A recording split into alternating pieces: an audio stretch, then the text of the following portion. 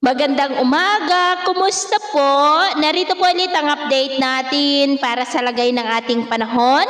Ngayong umaga po ng January 19, 2025. Sa ngayon po ay asahan natin ang mas maayos na panahon sa mas malaking bahagi ng ating bansa. Wala pong anumang sama ng panahon sa loob at labas ng ating area of responsibility. Easterlies ang dominanteng hangin na umiihip sa silangan po ng ating bansa. Ang amihan ay nandyan po sa northern part ng Northern Luzon.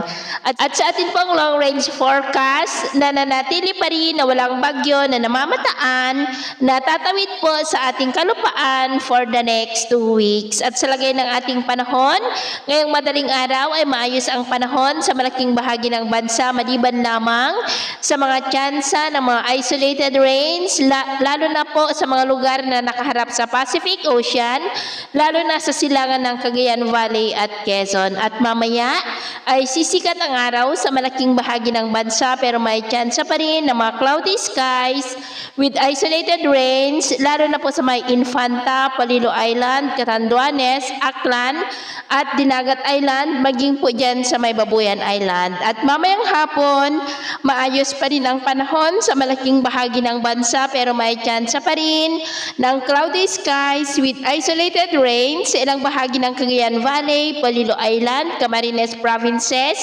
Eastern Visayas, Bohol, Caraga, Davao Region at Northern Mindanao.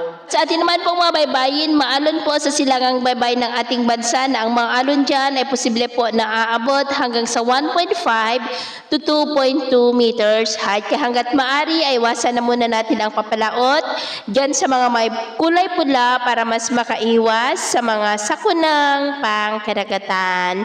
So, yun po ang latest update natin sa araw na ito. Ako po muli si James na nagsasabing sa kahit na ng pagsubok po na darating sa ating buhay, huwag na huwag po tayong mawawalan ng pag-asa. Thank you and God bless!